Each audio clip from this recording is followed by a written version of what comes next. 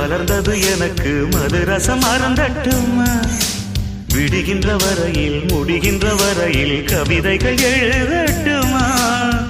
முத்தம் என்ற கடலில் முத்து குளிப்போமா அழகு அழகு